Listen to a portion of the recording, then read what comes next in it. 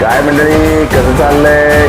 सगळ्यात आधी एक सांगतो, खूप दिवस बोलावा लागला नाही म्हणून राग मानू नका बरं का. मी ब्लॉग लाईक व्ह्यूसाठी बनवत नाही, माझ्या मनाला जे आवडतं ते तुमच्यापर्यंत पोहोचवतो. कोणाला आवडो वा ना आवडो, मी माझ्या आवडीचं काम कधीच थांबवणार नाही. तर मग चला निघूया आजच्या एक खास प्रवासाला. आजचा दिवस आमच्यासाठी लय भारी होता. कित्येक दिवस ज्या दिवसाची वाट बघत होतो तो अखेर उजाडलाच. आम्ही निघालो साक्षात महाकालच्या दर्शनाला.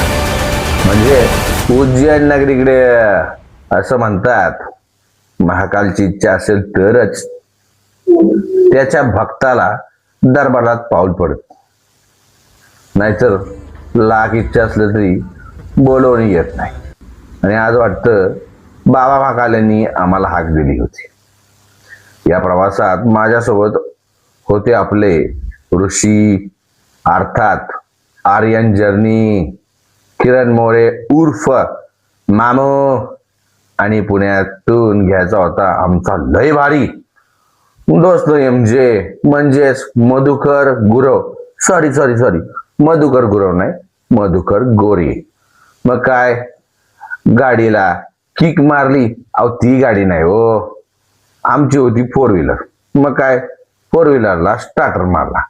निघताना मामूनं भारी डावलाक मारला, अरे पुण्यापर्यंत तू गाडी चालव, पुढचं मी बघतो. पण मंडळी, त्या डॉलागचं पुढं काय झालं ते पुढच्या भागात कळणारच आहे.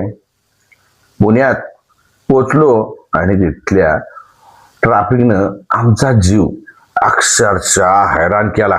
गल्लीबोळ, सिग्नल आणि ट्रॅफिक यावर वाट काढत शेवटी मधुला घेतलं आणि पुन्हा उज्जैनच्या दिशेने निघालो. बोला जय श्री महाकाल. दुपारी 1 वाजता पुण्यात आलो होतो, पण संध्याकाळचे 6 कधी वाजलं तेच कळलं नाही. पुण्यातच फिरत राहिलो. त्यामागचं कारण ब्लॉगच्या शेवट टाकलेल्या छोट्याशा क्लिप मध्ये समजलंच. अशा मस्करी, गप्पा, भन्नाट आठवणी करत करत आम्ही छत्रपती संभाजीनगर पोचलो. तिथं थोडं जेवण केलं आणि पुन्हा प्रवास सुरू झाला.